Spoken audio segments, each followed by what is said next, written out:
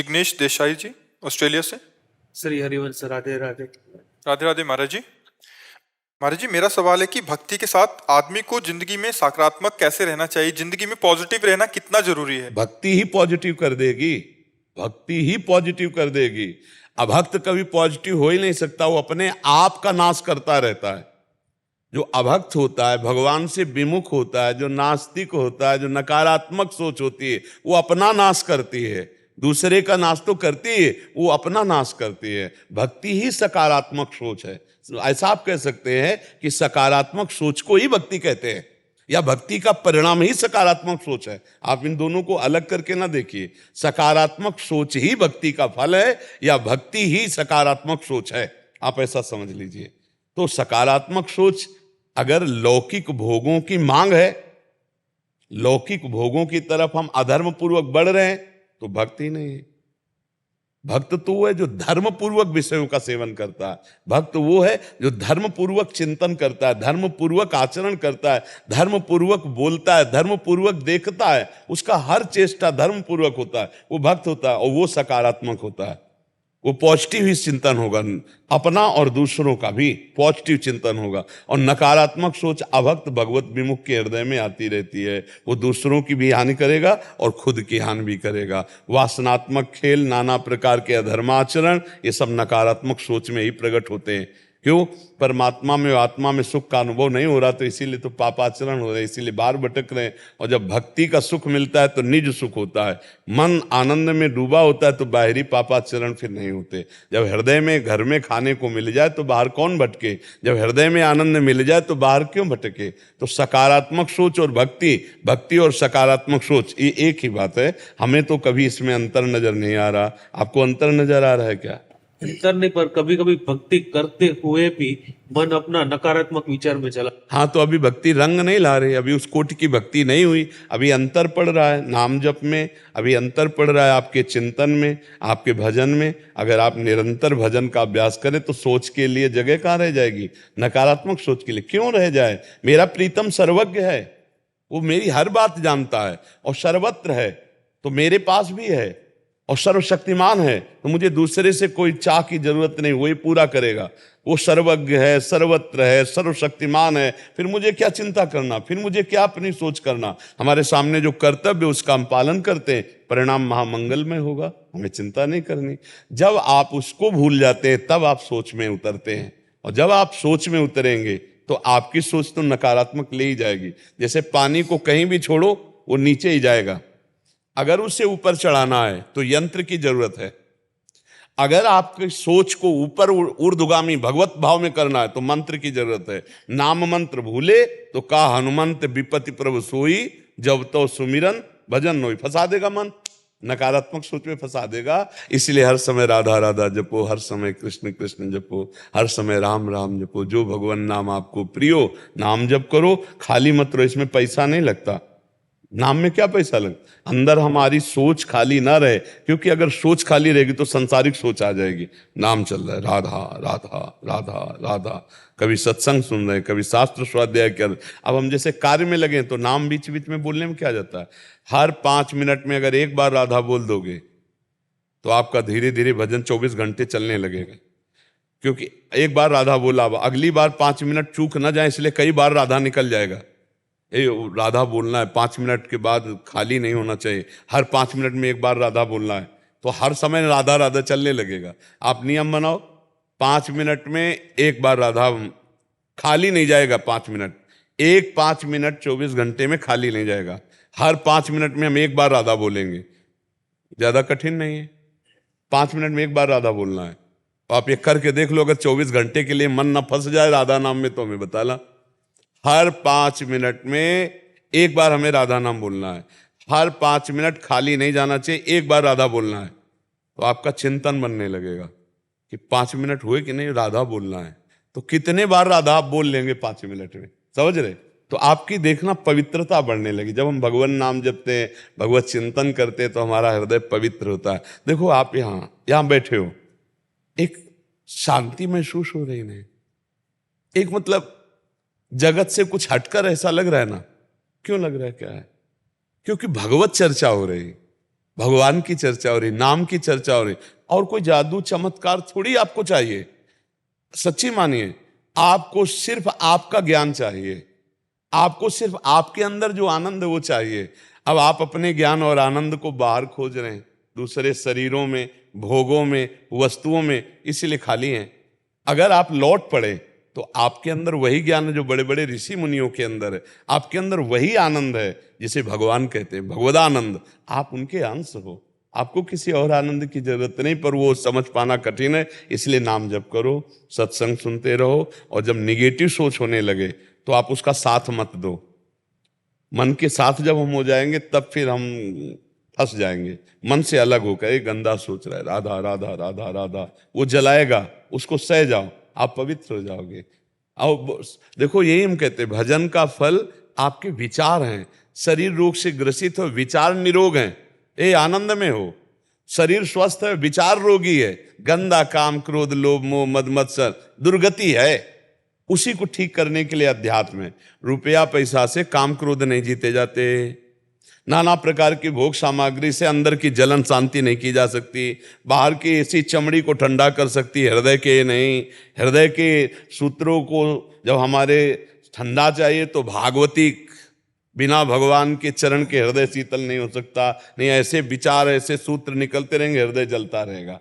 इसलिए नाम जप करो, सत्संग सुनो, शास्त्र स्वाध्याय करो, नकारात्मक सोचों को साक्षी भाव से देखो, दृष्टा भाव से वो निकल रही हैं, वो तुम्हें बिगाड़ नहीं पाएंगी। जब उनको स्वीकार कर लेते तभी वो बिगाड़ते हैं। ये सोनी दुबे जी लखनऊ से।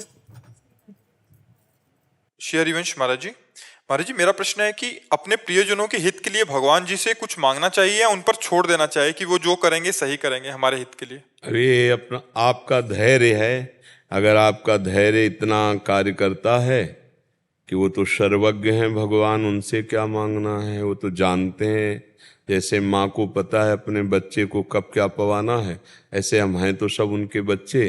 वो सर्वज्ञ हैं, वो सर्वशक्तिमान हैं, उनसे क्या मांगना, वो जानते हैं सब, समय पर जैसा कर दें। अगर इतना धैर्य नहीं है तो फिर हमें मांग लेना चाहिए। दूसरे से मांगने से पूर्ति नहीं होने वाली, तो भगवान से। भगवान ने 4 प्रकार के भक्त बताए। एक बताया आर्त, जो अपने कष्ट निवारण के लिए भगवान का भजन करते हैं। एक अर्थार्थी, जो भगवान से संपत्ति चाहते हैं। और एक जिज्ञासु, जो भगवान को जानना चाहते हैं। और एक ज्ञानी, जो भगवान को जान चुके हैं, जो भगवान को प्राप्त कर चुके हैं। तो किसी भी तरह से यदि हम भगवान से जुड़ते हैं तो हमें लाभ तो मिलता है, जैसे संकट निवृत्ति है या अर्थ प्राप्ति है, पर उससे एक परम लाभ ये मिलता है कि धीरे धीरे भगवान से हमारा संबंध दृढ़ होने लगता है, भाव जुड़ने लगता है। तो फिर आगे चलकर एक कामनाएं हट जाती है और भगवत प्रेम हो जाता है, भगवत भक्ति हो जाती है। इसलिए मांगना चाहिए तो सिर्फ भगवान से मांगना चाहिए।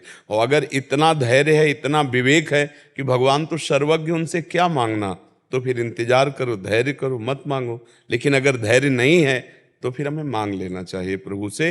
पर मांग तभी पूरी होगी जब आपका भजन होगा, ये भी ध्यान रखो।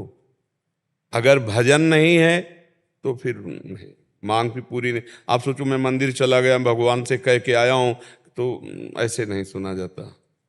भगवान भी आपकी बात तभी सुनेंगे जब आप भगवान के प्रति भाव रखते हो, आपके पास भजन है, क्योंकि आप सकामता लिए हो, आपको अपनी कामना पूर्ति करानी। तो जैसे बाजार में आपको जाना है ना, और जौहरी के यहाँ से हीरे का माला लेना है, हार लेना है, तो आपके पास दाम होना चाहिए। ऐसे कामना की पूर्ति के लिए जितेंद्रियता, पवित्रता, तपस्या, भजन, ये होना चाहिए। केवल कहने से नहीं हो जाएगा कि हे भगवान आप हमारी ये कामना पूर्ति कर दो, नहीं, वैसा अनुष्ठान करना पड़ेगा। शास्त्रों में जैसे आता है कि भगवान ब्रह्मा जी ने करदम जी को आदेश किया कि तुम सृष्टि को बढ़ाओ, तो उन्होंने कहा सृष्टि बढ़ाने के लिए पत्नी की आवश्यकता है, अब मेरे योग्य पत्नी चाहिए। तो उन्होंने फिर भगवान नारायण का भजन किया, 10,000 वर्ष तक भजन किया। भगवान प्रकट हुए गरुड़ पर विराजमान होकर। भागवत में चरित्र है, कपिलोपाख्यान में आप पढ़ो। श्री कपिल जी महाराज करुणा करके करदम जी के यहाँ स्वयं प्रकट हुए, भगवान के अवतार है। तो जब भगवान नारायण प्रकट हुए तो उनका क्या चाहते हो, तो उनका पत्नी, तो आंसू गिर पड़े। तो बिंदुसर वहां बना हुआ है कि मेरे साक्षात दर्शन करके और आकांक्षता, उन्होंने कहा आदि सम्राट महाराज मनु की पुत्री देवहूति जी परसों आएंगी और वो आपको पति रूप में वरण करेंगे और आप उन्हीं के यहाँ फिर भगवान अपनी तरफ से उनको परम कल्याण प्रदान करने के लिए कपिल के रूप में आए। कपिल भगवान ने उनको उपदेश करके माया मुक्त करके भगवत स्वरूप में स्थित किया। तो हमारी जो कामनाएं हैं वो ऐसे नहीं पूर्ण होंगी कि हम मंदिर गए फूल माला चढ़ा दिया और भगवान हमारा एक काम हो, उसके लिए तपस्या करनी पड़ेगी। इंद्रियों को रोक करके भगवान में के चिंतन में लगाओ, खूब भजन साधन करो, तो उसके अनुसार आपको मिलेगा। वो भी पहले पाप नष्ट होंगे तब सुख का विधान आपको मिलेगा। तभी इसीलिए लोगों की अश्रद्धा हो जाती है। मंदिर गए, 1 साल से रोज मंदिर जा रहे हैं और हमारी कामना की पूर्ति नहीं हो रही, तो तुम्हारे जो पीछे के अपराध हैं, पीछे के पाप हैं, उतना भजन करो पहले वो नष्ट हो, तब आगे सुख प्रदान करने वाली तुम्हारी कामनाओं की पूर्ति होती जाएगी अपने आप। पक्का समझ लीजिए, भजन जरूरी है। इसलिए हम कहते हैं राधा राधा कृष्ण कृष्ण राम कृष्ण हरि, जो तुम्हें प्रिय हो नाम जप करो। नाम जप करने से सब मंगल हो जाता है, सब आनंद। जब भगवान के हम सामने बैठते हैं और अंतरात्मा से उनको देखते हैं तो मन करता है कि कुछ भी मत करो। हाँ, उत्तम बस बात, समर्पण करते हैं अपने आप को। बिल्कुल बहुत उत्तम बात है। सही बात तो यही कि तेरा तुझको अर्पण क्या लागे मेरा, तन मन धन पर सब। प्रभु जब बच्चों के लिए या परिवारजन के लिए हित के लिए सोचते इतना हैं, सही समझ लीजिए कि जन्म लेने के पहले से विधान शारीरिक सुख दुख भोगने का बन चुका है। केवल एक बात है जो आप कर सकते हो, भजन करके भगवत प्राप्ति या पापाचरण करके दुर्गति। नहीं तो इस शरीर के सुख दुख का विधान पहले से बन चुका है। कहाँ इसका जन्म होगा, कहाँ इसका मरण होगा, बीच का क्या यात्रा होगी, ये पहले से। सुनो भरत भावी प्रबल, विलख कहो मुनिनाथ, हानि लाभ जीवन मरण जस अपजस विधि हाथ। तो हम भगवान के भरोसे में होकर नाम जप करते हुए अपने कर्तव्य को करें, कर्तव्य को करते रहे, कर्तव्य में नहीं। उनसे मांगे क्या, आप जानो आपका कार्य जाने। हम अपने कर्तव्य को कर रहे हैं तो फल अवश्य मिलेगा, हमें चिंता करने की। पर ये बहुत विवेकी भक्त की बात है। जब भी इतना विवेक ना हो तो मांगो।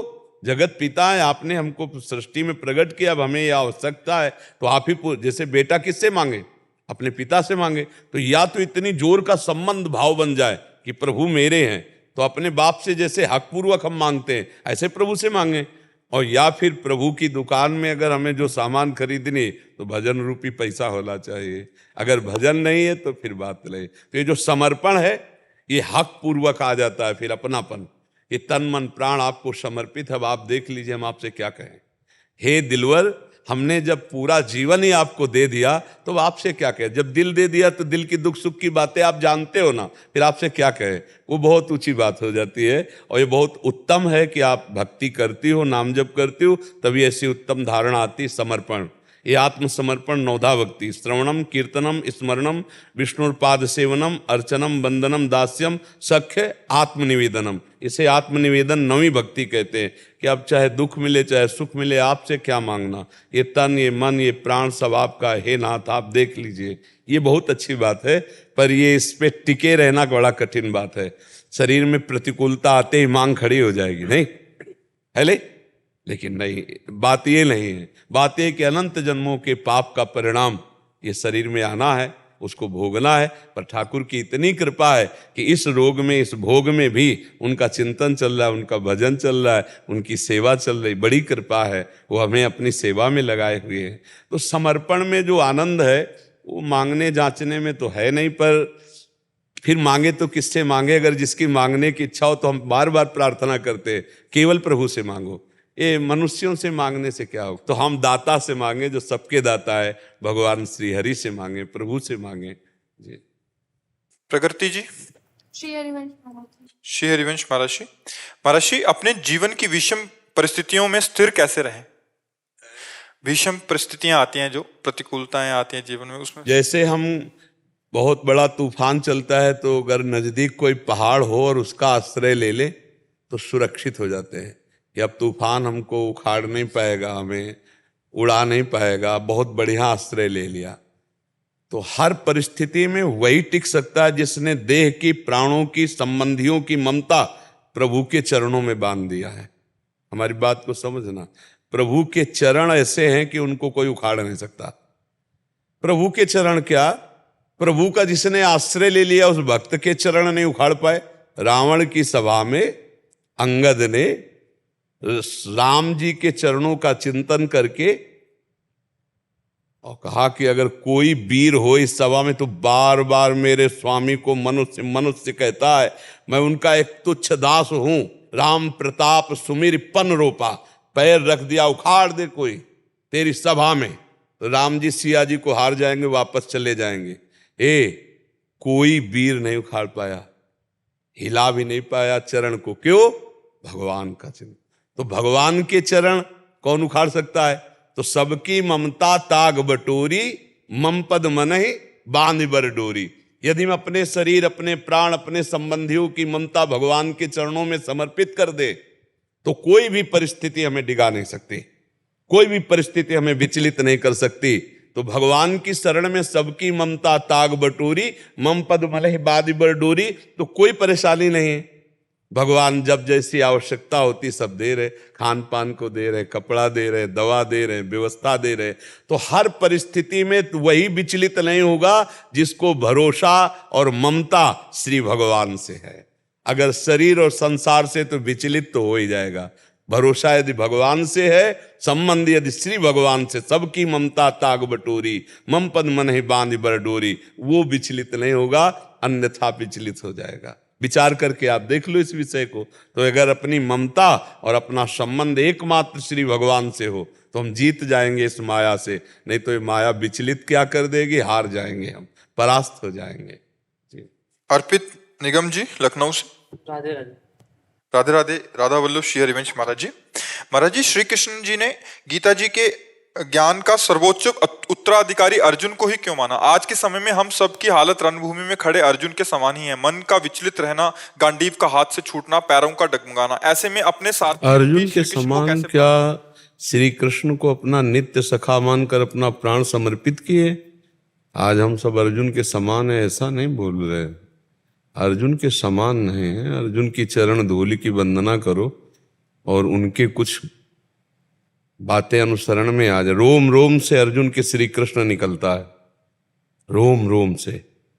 श्री कृष्ण और अर्जुन कहने को दो हैं, एक प्राण है। अर्जुन को तुम क्या समझते हो? महाभागवत नर नारायण का स्वरूप है वो, साधारण जीव थोड़ी है वो। श्री कृष्ण के नित्य सखा हैं। आप कभी श्री कृष्ण को अपना मान करके एकांत में कितना चिंतन करते हैं, कितना रोए हैं?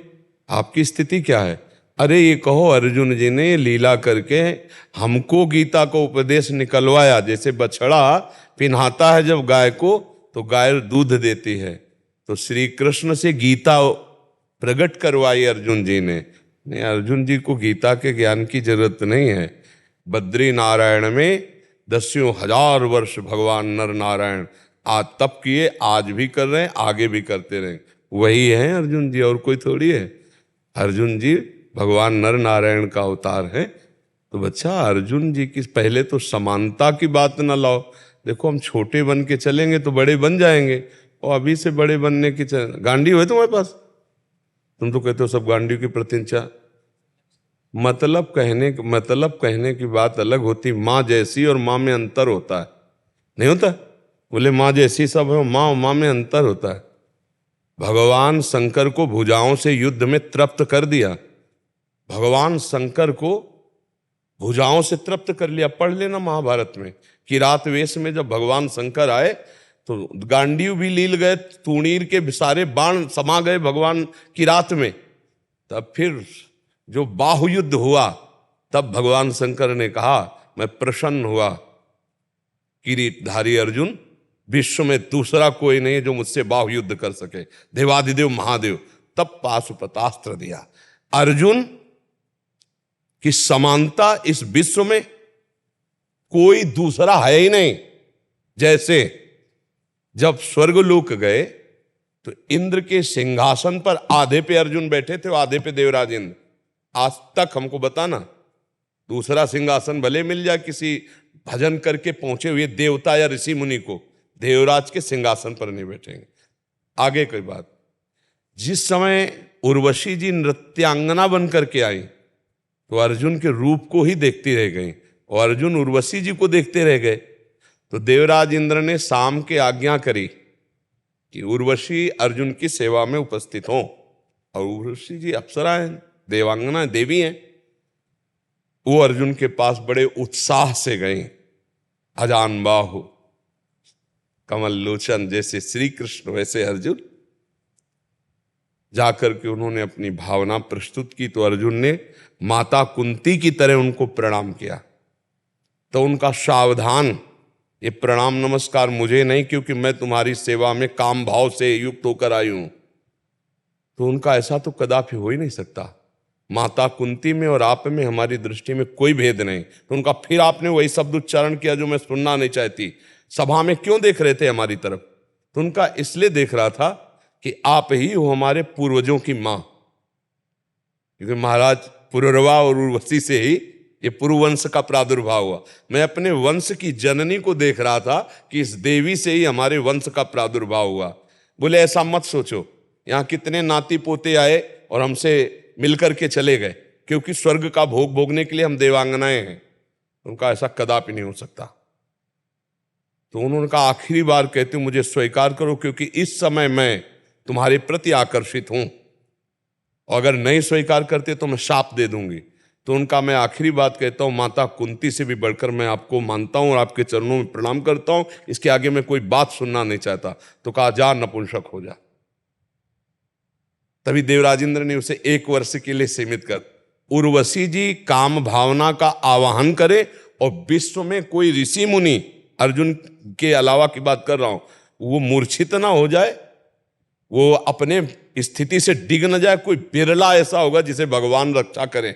नहीं, उर्वशी जी नारायण भगवान की जंघा से प्रकट हुई उर्वशी जी हैं और अर्जुन जी को मोहित करने में असमर्थ नहीं। साप दे दिया, लेकिन अर्जुन के समान यहां सच्चे ढंग से चल नहीं पा रहे। उर्वशी अर्जुन के समान, सब अर्जुन। ए भाई, हम इसलिए नहीं कह रहे कि आप अर्जुन जैसे नहीं हो सकते। आप हो सकते हो क्योंकि भगवान के अंश हो, पर अर्जुन जी के चरणों की धूल की वंदना करो, तब कहीं धीरे धीरे हम भगवान श्री कृष्ण की बात समझ पाए और आगे हम चल पाए। अब आप प्रश्न करो, क्योंकि प्रश्न की धरा ही इतनी तार्किक हो गई कि जिसको हमें प्रमाणित करना पड़ा कि आप अर्जुन नहीं हैं। नहीं, बोलो क्या हो, बोलो किसी में है अर्जुन जैसी सामर्थ्य? भगवान जहां अर्जुन की जूती है वहां बैठ रहे हैं।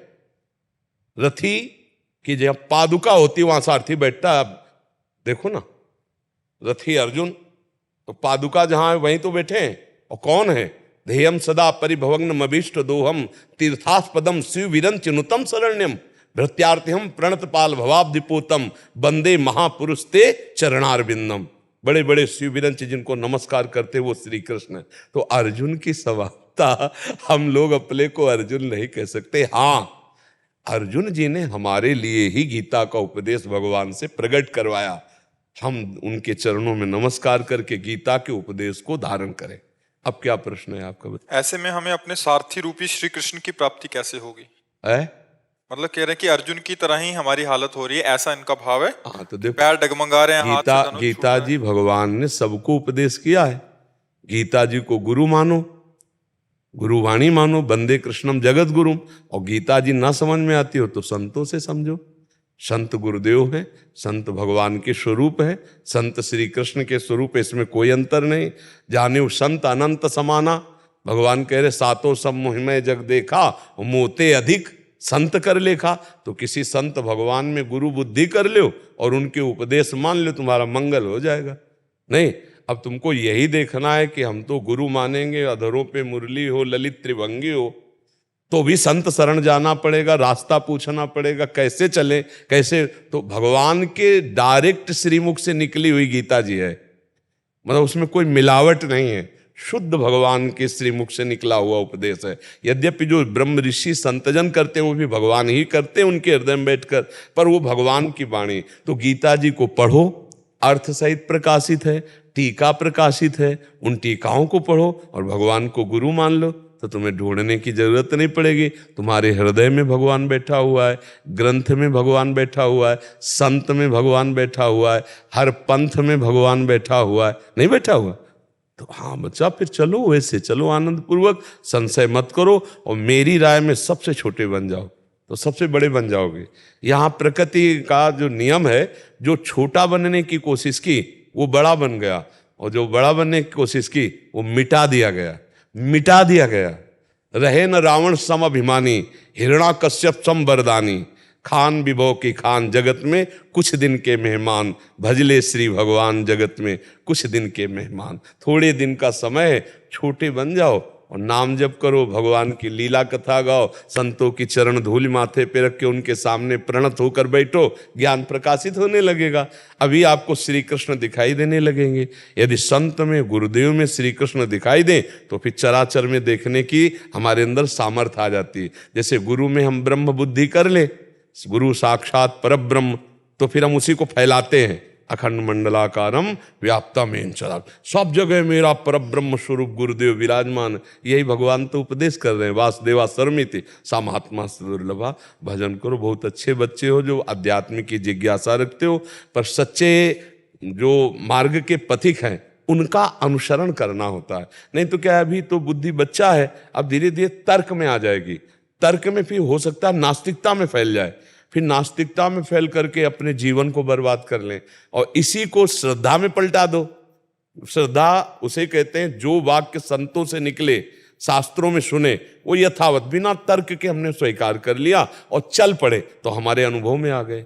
भगवत प्राप्ति तर्क से नहीं होती, भगवत प्राप्ति श्रद्धा विश्वास से होती है। भवानी शंकरो वंदे श्रद्धा विश्वास रूपिणो, याभ्याम बिना न पश्यंत सिद्धा स्वांता स्तमीश्वरम। बिना श्रद्धा विश्वास के हृदय में विराजमान ईश्वर का कहाँ अनुभव हो रहा है? तो हम श्रद्धा विश्वास करके संतों के, शास्त्रों के वचनों का अपने जीवन में, आचरण में अनुसरण करें तो हमें भगवत प्राप्ति हो जाएगी, तो हमारे श्री कृष्ण हृदय में मिल जाएंगे।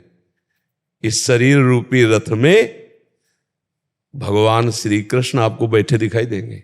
यहीं जैसे वो सारथी के बैठने के स्थान है ना, ऐसे बीच हृदय में स्थान है भगवान का, यहीं बैठे भगवान हृदय देश में। गीता में भी भगवान ने कहा है कि मैं हृदय देश में सबके बैठा हूं, तो बाहर खोजने की जरूरत नहीं।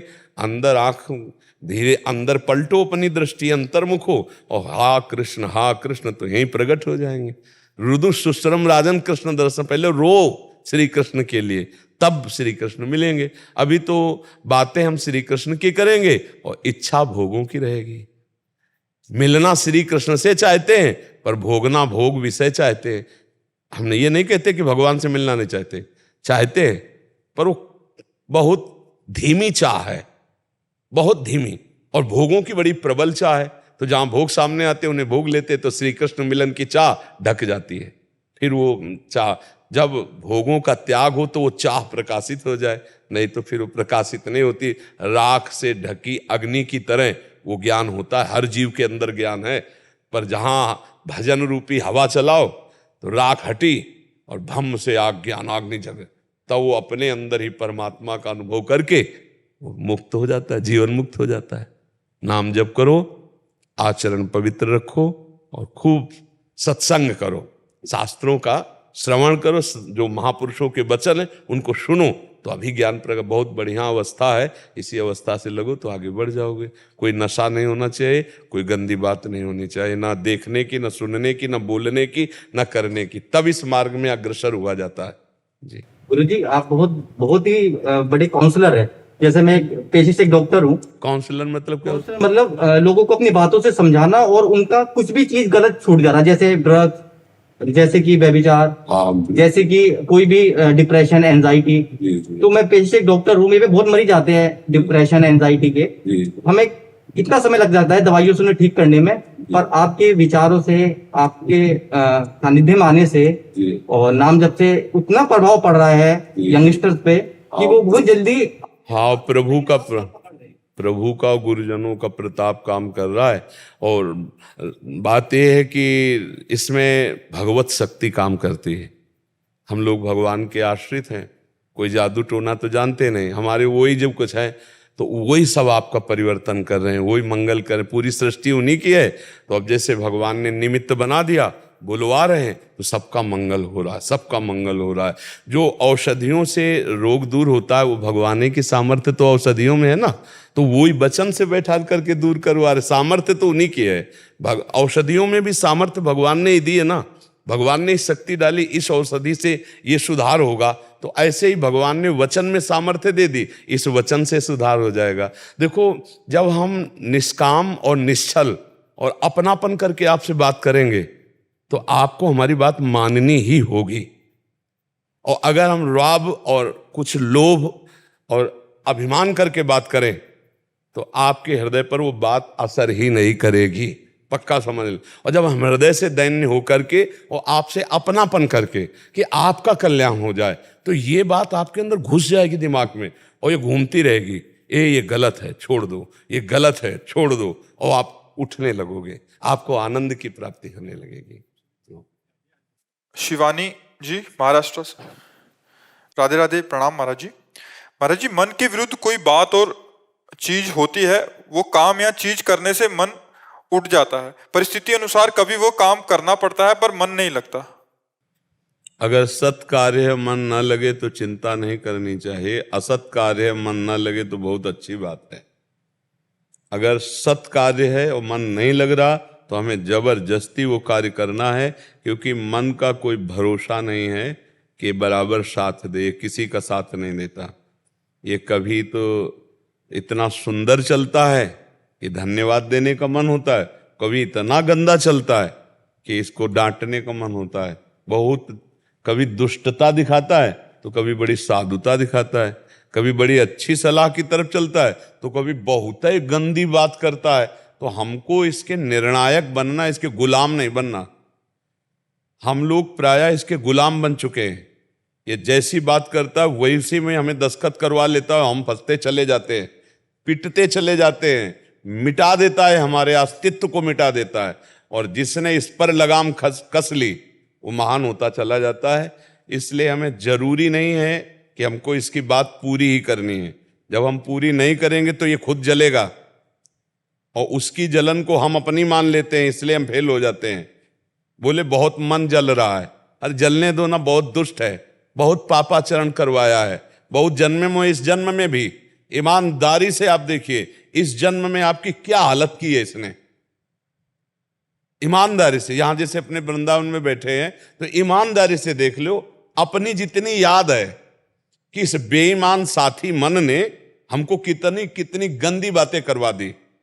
अब इसके खिलाफ हो जाओ, अब इसके खिलाफ खड़े हो जाओ, क्योंकि इसी को सही रास्ते पे चलाए तो मुक्त हो गए, और गलत रास्ते पे गया तो बंधन से युक्त हो गया।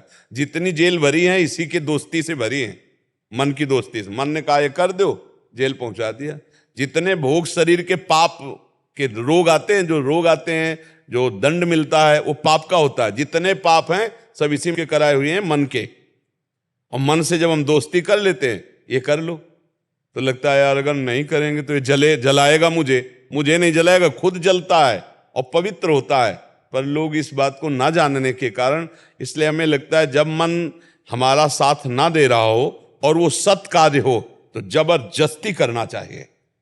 चाहे वो भजन हो, दूसरे की सेवा हो, या धर्मपूर्वक कार्य हो। धर्मपूर्वक सत कार्यों के लिए मन साथ ना दे तो जबरदस्ती लगाना चाहिए, और असत कार्यों में ना लगे तो धन्यवाद देना चाहिए कि धन्य है मन जो तू गंदी आचरण की तरफ मना कर रहा है। तेरे भैया हाथ जोड़ू, बहुत अच्छा साथ है, चल तू अब साथी बन के। लेकिन बहुत कम होता है, कभी कभी होता है, कभी कभी होता है कि असत स्फुरणा हुई और वो अनमन हो जाता है कि नहीं हमें नहीं चाहिए। नहीं तो प्रायः ये गंदी ही बातें सोचता रहता है। जैसे पानी को कहीं छोड़ो, नीचे की तरफ ढलान होती है ना, ऐसे ही मन को छोड़ दो तो गंदी बातों में ही जाएगा, अपने आप जाएगा गंदी बातों में। तो हमें लगता है कि आपको ये निर्णय करना चाहिए कि सद आचरण में नहीं लगता या असद आचरण में नहीं लगता। अगर सद आचरण में नहीं लगता तो जबरदस्ती लगाओ, और असद आचरण में लगता तो जबरदस्ती हटाओ, तभी हमारा जीवन सुखमय हो पाएगा। नहीं, इससे बड़ा कोई दुश्मन हमारे पास नहीं है, हमारे अंदर, हमारे नजदीक इससे बड़ा कोई दुश्मन नहीं है। अब अपने को समझ में नहीं आता, इसलिए हम इसका साथ देते रहते हैं। हमें लगता है हमारे बंधन और मोक्ष का कारण जो मन है, अगर ये गलत मार्ग में जाता है तो हमें हठ पूर्वक इससे लड़ना चाहिए। नहीं करेंगे, नहीं करेंगे, अब इसके पास कोई उपाय नहीं। ये बार बार आपको प्रेरणा ही देगा और कुछ नहीं कर सकता आपके बिना।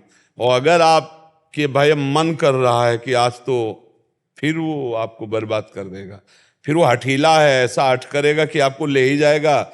और इतना बलवान है कि ना करते करते आप हाँ में आ जाओगे कसम खा के भी आप उसे तोड़ दोगे, इतना बलवान है वो।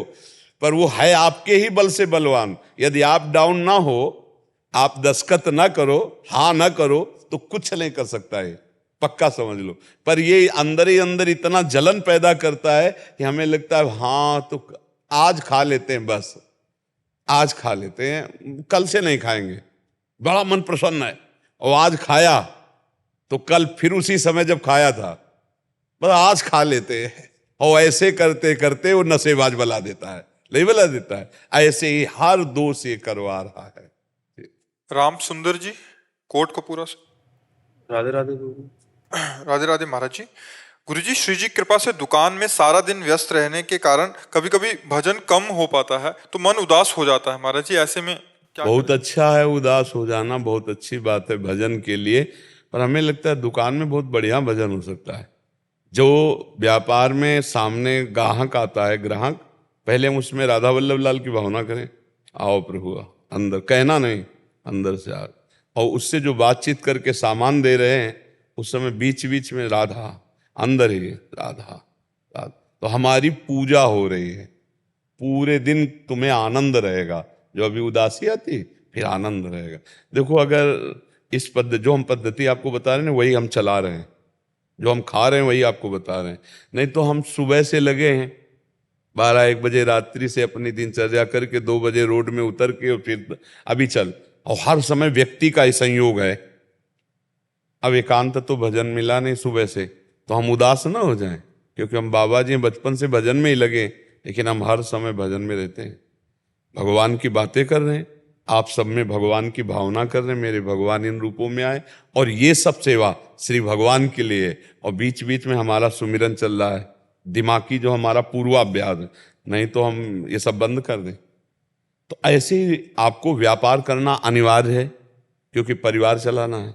जैसे हम जीवित हैं तो इसी बात में हमें सुख है कि हमसे श्री जी सेवा ले रहे हैं। अगर ये सेवा ना हो तो यार मरा हुआ जीवन, किडनी फेल जीवन, कैसा नरक जीवन हो। अभी एक बात का उत्साह कि ये जीवन किसी के काम आ रहा है। अगर हमें जो बल है, जो हमें उत्साह आता है, वो केवल इस बात का आता है कि ये जीवन किसी के काम आ रहा है। हजारों लोग उत्साहित हो रहे हैं, मरे हुए जीवन को देखकर हजारों लोग मुस्कुरा रहे हैं, हजारों लोगों का जीवन उत्थान की तरफ जा रहा है। तो ये जीवन ठीक नहीं तो जीवन किस काम का? मरा हुआ जीवन है, किस काम का जीवन फिर? तो अगर आपका परिवार है तो व्यापार आवश्यक है, और व्यापार है तो लोगों से मिलना जुलना, बातचीत करना आवश्यक है।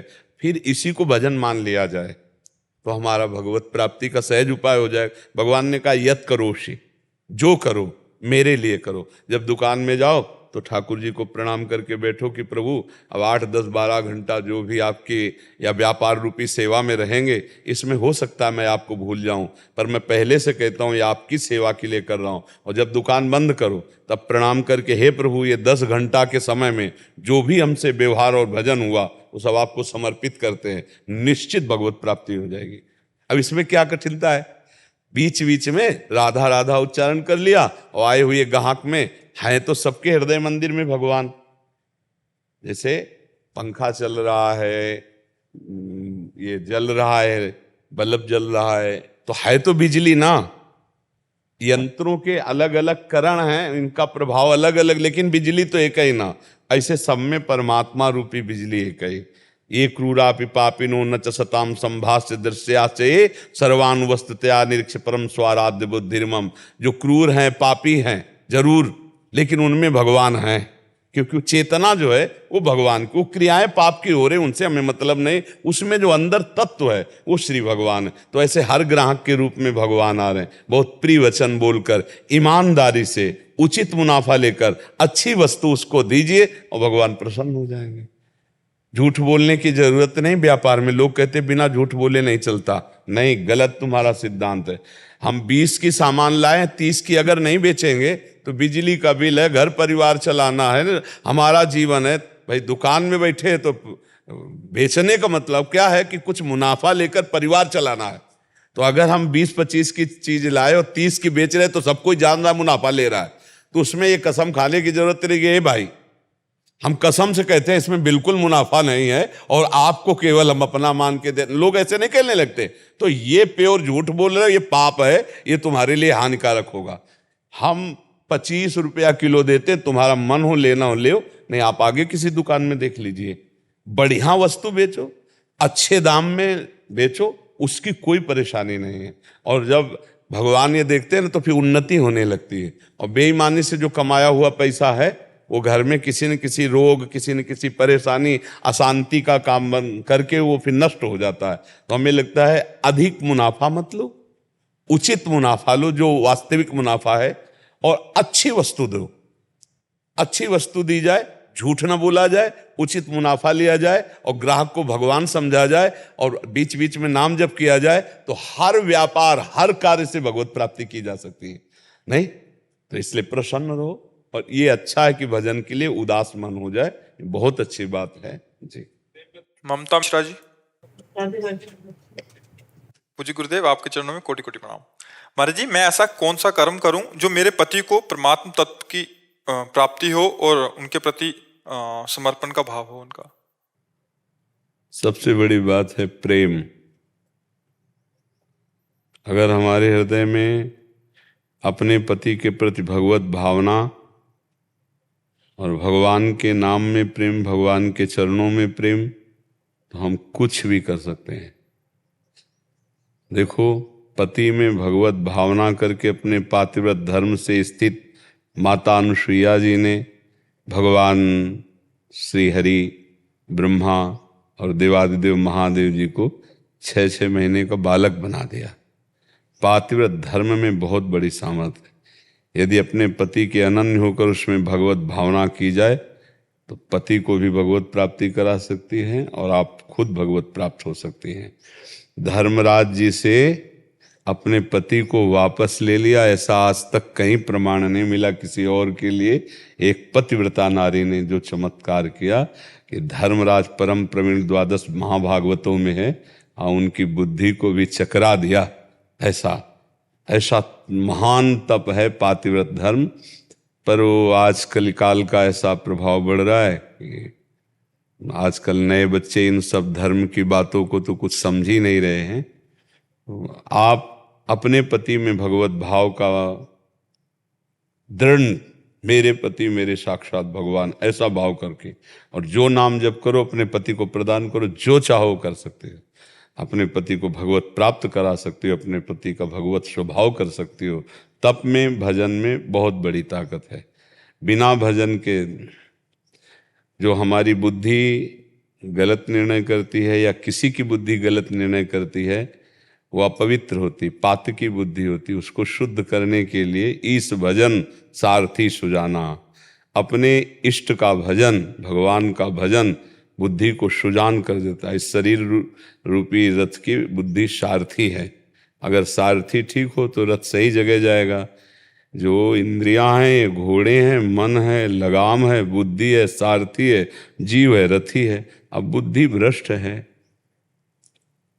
नाना प्रकार के कुमार्गगामी प्रवृत्तियों में बुद्धि फंसी हुई है, तो ना भगवत आराधना है, ना शास्त्र स्वाध्याय है, ना धर्म के आचरण है। इसीलिए सब कलह, अशांति, चिंता, शोक, भय से व्याप्त हो रहे हैं। तो अगर किसी को भी ठीक करना है तो उसकी बुद्धि ठीक होनी चाहिए। बुद्धि कैसे ठीक होती? भजन से। अब वो भजन नहीं कर रहा है तो आप अर्धांगिनी, आप भजन करके वो भजन संकल्पित कीजिए उसके लिए, उसकी बुद्धि शुद्ध होने लगेगी, निश्चित उसका मंगल होने लगेगा। पर भजन किस कोटि का कितना है और उसका पाप कितना है, इससे समय लग सकता है। तो कभी अरुचि ना करे भजन में और अश्रद्धा न करे फल में, कि अभी तक तो बुद्धि की बदली नहीं, इसका मतलब क्या नाम जप में सामर्थ्य नहीं है क्या? ऐसा ना सोचना, क्योंकि पाप का जब तक पूर्ण नाश नहीं होगा तब तक बुद्धि पवित्र नहीं होगी। इसीलिए पातंजल जी कहते हैं, सातु दीर्घकाल निरंतर सत्कार सेवितो दृढ़ भूमि। दीर्घ काल तक निरंतर यदि नाम जप किया जाए तो हमारी श्रद्धा, हमारी निष्ठा दृढ़ हो जाएगी और नाम जप से सब हो जाता है। जिसकी भी बुद्धि चाहो, चराचर जगत को पावन करने वाले महात्मा हुए वो नाम जप से ही। सातरति सा लोकांतर। आप तो केवल अपने पति की बात कर रहे हैं, संत जन तो लाखों लोगों का उद्धार कर देते हैं। मम भक्ति युक्तो भुवनम पुनातु। यदि नाम जप किया जाए, भगवान शिव या हरि की भक्ति की जाए और उसका फल अपने पति की बुद्धि शुद्ध हो जाए तो निश्चित मंगल हो जाएगा, निश्चित मंगल हो जाएगा। अमित शुक्ला जी बरेली से। राधे राधे महाराज जी। राधा वल्लभ श्री हरिवंश महाराज जी, कोटि से प्रणाम। महाराज जी, आजकल लोग शारीरिक रोग से ज्यादा मानसिक रोगों से ग्रस्त हैं। अधिकतर लोग मानसिक तनाव, डिप्रेशन, ईर्ष्या, उसका प्रधान कारण है भ्रष्ट आचरण। खुली बात है, उसका प्रधान कारण है भ्रष्ट आचरण। अंदर ही अंदर जो भोगों का चिंतन करके गलत आचरण है। आप बुरा मत मानिएगा, आज जो समय चल रहा है, हम कई बार इस पर बोले हैं, ये जो गर्लफ्रेंड बॉयफ्रेंड चल रहा है ना, ये महाविष है, महाविष। पति के समर्थ होते हुए भी दूसरे पुरुष के साथ पत्नी जा रही। पत्नी सुंदर है, व्यवस्थित स्वभाव वाली है और पुरुष दूसरी स्त्री से प्यार कर रहा है, वो दूसरी स्त्री के पास जा रहा है। अब ये सब क्या है? ये जो भ्रष्ट आचरण चल पड़े ना, boyfriend girlfriend live in relation, ऐसा सत्यानाश विचारों का कर रही है। समाज में जो गंदगी फैल रही ना, ऊपर से बड़े स्वच्छ दिखाई दे रहे, अंदर से बिल्कुल अपवित्र है, आचरणहीन है। नहीं ना, क्या अपने पति से प्यार करके, अपनी वासनाओं को शांत करके, क्या एक परिवार बढ़िया सुदृढ़ बांधकर नहीं चला जा सकता? कितना सुंदर गृहस्थी होगी और उनसे जो संतान होगी वो सुशिक्षित, वो धर्मवान, राष्ट्रभक्त, कैसा सुंदर परिवार खिलेगा। ये जो नारकी गति घुस गई है ना, अब उसके लिए धन चाहिए, चाहे जितना धर्म करना पड़े। तो हमारे जो, हम इसीलिए एक शब्द में बोला, आचरण भ्रष्टता सब का कारण है। सब रोगों का, सब पतन का, डिप्रेशन का, सब का कारण आचरण भ्रष्टता है। और ये अंदर से आप देख लीजिए, आप लोगों में से कितने लोग आचरण पवित्र हैं। देखो, हम सब घर के बैठे हैं, हम दोषारोपण नहीं कर रहे, हम सम्मिलित होकर कह रहे, सब सम्मिलित होकर कह रहे। और जो जितना आचरण पवित्र है, उतने उसका हृदय शांत होगा, उतने विचारपरायण होगा, उतने निर्णायक, बहुत अच्छी बुद्धि होगी। और जितना भ्रष्ट होगा, उतने नास्तिकता, उत्साहहीनता, कुविचार और सब ड्रामा, सब पाखंड है, सब नौटंकी नाटक है, इन विचारों का रूपण। क्योंकि पापवंत कर सहज स्वभाव, भजन मोर ते भाव न काऊ। जो पे दुष्ट हृदय सोई होई, मोरे सन्मुख आओ की सोई। वो आकर भी विमुख रहेगा। आचरण संभालने की प्रभु जरूरत है। बहुत भ्रष्टाचार बढ़ रहा, अंदर ही अंदर खोखला किए दे रहा है हमारे नए बच्चों को, हमारी समाज को। अब हम कैसे बताएं? हम कई बार कह चुके हैं कि जिसको आज इस होटल का भोजन, आज इस होटल का भोजन, आज इस होटल का भोजन, वो कभी एक रसोई में घर की बनी हुई बराबर नहीं रह सकता। उसको चाट लग गई है कई होटलों के भोजनों की। ऐसे ही आज ये बॉयफ्रेंड ब्रेकअप, कल वो बॉयफ्रेंड ब्रेकअप, कल वो गर्लफ्रेंड ब्रेकअप, कल वो। तो ये क्या पति पत्नी आजीवन निर्वाह कर पाएंगे बच्चे? क्या इनका जीवन एक सीमा में बंध पाएगा? और सीमा में नहीं बंध पाएगा तो अब आप विचार करो, जब पुरुष देख रहा है कि मेरी पत्नी कार में बैठी दूसरे की और गले में लग के हंसते बात करते जा रहे, जब वो पत्नी देख रही कि मेरे सामने मेरा पति किसी और से, अब आप बताओ उस घर में क्या होगा और उनकी बुद्धियों में क्या होगा? बहुत रोष आएगा, तो हिंसा में वृत्तियां उतर जाएंगी, जेलों में जाओ, नरकों को भोगो, यही गतियां हैं। इसीलिए एक शब्द में उत्तर दे रहे, हमारी जो आज मानसिक स्तर गिर रहा है उसका कारण है भ्रष्ट आचरण। अब उसे मानो या ना मानो, भ्रष्ट आचरण में नशा आ जाता है, भ्रष्ट आचरण में अधर्म के द्वारा धन लेना आ जाता है, भ्रष्ट आचरण में पराये पत्नी के साथ या पराये पुरुष के साथ जो सहवास करना आ जाता है, भ्रष्ट आचरण है। अगर भ्रष्ट आचरण सुधार लिए जाएं तो अभी आनंद आ जाएगा। देखो, जब पाप का हमें दंड भोगना होता है तो हमारी बुद्धि को निगेटिव किया जाता है। बुरी दशा आने के पहले बुद्धि बदली जाती है। जेका विधना दारुण दुख दीन, वही कै मति पहले हरिलील। तो बुद्धि का विपरीत होना, निगेटिव हो जाना, नकारात्मक सोचे होना, ओवर थिंकिंग इतनी बढ़ जाना, अब वो उसको डिप्रेशन में पहुंचा देती, क्योंकि पाप है। अच्छा, पाप नहीं है और भजन हो रहा है, नाम जप है, सत्संग है, आप काट सकते हो। जो आपके व्यर्थ का चिंतन है, ओवर थिंकिंग, आप उसको काट सकते हो। निगेटिव को आप पॉजिटिव में बदल सकते हो, हर बात को संभाल सकते हो। आप भजन करने वाले, सही आचरण वाले हैं तो आप पूरे परिवार को संभाल सकते हो। और नहीं तो फिर क्रोध आ जाता है, हिंसा आ जाता है, और नाना प्रकार, वो उसको जहर दे दिया, उसको मार दिया, वो उसको ऐसा कर दिया। ये सब का सब जितना कुछ हो रहा है, ये भ्रष्ट आचरण। इस शब्द को अगर सुधार लिया जाए, भ्रष्ट आचरण, तो आज हमारे मानसिकता में जो कमियां आ रही, जो शारीरिक कमियां आ रही हैं, जो समाज में कमी आ रही, ये सब दूरी हो जाए। बड़ी ईमानदारी वाली बात है कि हमें अपने आचरण सुधारने की बहुत जरूरत है। अब वो कह रहा है तुम ऐसा क्यों कर रहे हो, तो बोले मैं बालिक हूं, मैं तुम्हें पसंद नहीं करती, मैं तुम्हें तलाक देती हूं, चाहे जब ले ले, तू मुझे नहीं रोक सकता। पति से, ये क्या सभ्यता है, ये क्या पवित्रता है, ये क्या है? अच्छा, जो आदमी केवल तुम्हारे शरीर पोषण के लिए तुम्हारे पति से तुम्हें बैर करवा रहा है, वो तुम्हें देख रहा है कि तुम्हारी मानसिक स्थिति क्या है, तुम उसकी नहीं हुई, तो केवल प्रयोग करेगा आपका कभी जीवन साथी नहीं बन सकता। क्योंकि वो जीवन साथी था जिसने तुम्हें पाणिक ग्रहण किया, वो जीवन साथी नहीं है जो तुम्हारा उपभोग कर रहा है। वो समय आने पर तुम्हें ऐसे ही छोड़ेगा जैसे तुमने इसको छोड़ा है। फिर तुम्हारी हालत क्या होगी, विचार करो। जैसा तुम करोगे वैसा ही पलट कर तुम्हारे पास वही कर्म आ जाएगा, पक्का समझो, वही कर्म पलट कर आ जाएगा। एक बूढ़ी माई को जो बहू जो है ना, मिट्टी के खपरे पे भोजन देती थी, तो एक दिन खपरा ऐसे गिरा तो उसका लाला 10 वर्ष का था।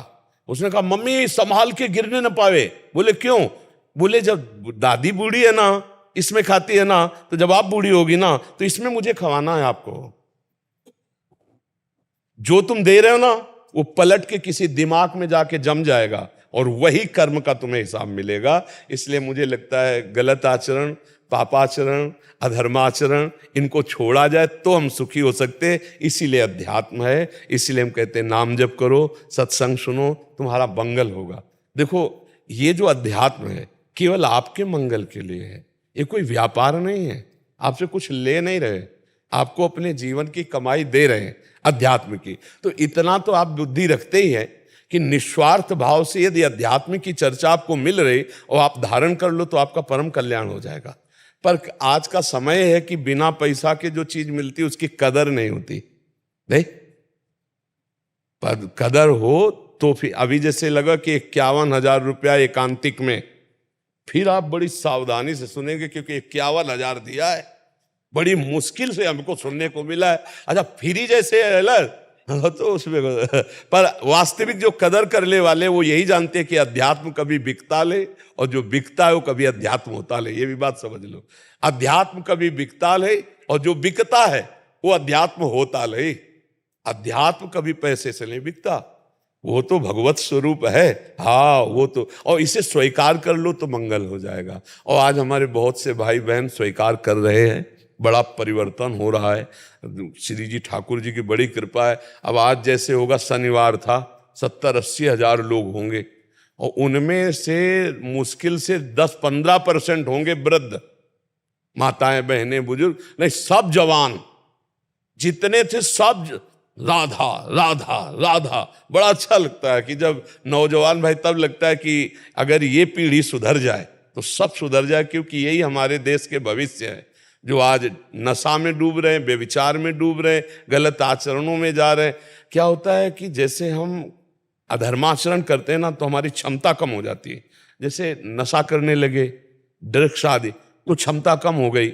अधिक बेविचार करने लगे तो क्षमता कम हो गई। अधिक पापाचरण करने लगे तो विचार की क्षमता कम हो गई। अब अगर उनको छेड़ दिया आप तो वो हर कोशिश यही करेंगे कि आपका नाश हो जाए। क्योंकि उनकी बुद्धि सहनशील नहीं है, क्षमता खो चुकी है। अब वो क्षमता जब खो तो बावरे हो जाते हैं, कैसे कर। जहां हमारी गलत आचरण होने लगते तो हमारी बौद्धिक शक्ति कम हो जाती, क्षमता कम हो जाती। तो अपने पूज्य जनों को सोचो, तो ये क्षमता सोचने की सब खत्म हो जाती है। तो अगर हमारी नौ पीढ़ी नौजवान धर्म से तो एक हम भगवान की बड़ी कृपा मानते हैं। जैसे एकांतिक में आप कहते हैं हमने व्यसन छोड़ दिया, हम गंदे आचरण छोड़ दिए, हम आपको धन्यवाद देने आए, तो हम हाथ जोड़ते हैं कि आपको धन्यवाद, क्योंकि आपने हमारी बात मानी, अपना जीवन परिवर्तन करके सतमार्ग में चले, सुखी रहो, आनंदित रहो। हमें धन्यवाद देने की जरूरत नहीं, हम उसी में धन्य हैं कि आप सही चलने लगे। हम खुद धन्य हो जाएंगे, हमारा जीवन धन्य हो जाएगा, हमारा बोलना धन्य हो जाएगा। संतों का जीवन किसमें धन्य है? आपका मंगल हो जाए, आप सुखी हो जाओ, आप अच्छे आचरण वाले बन जाओ।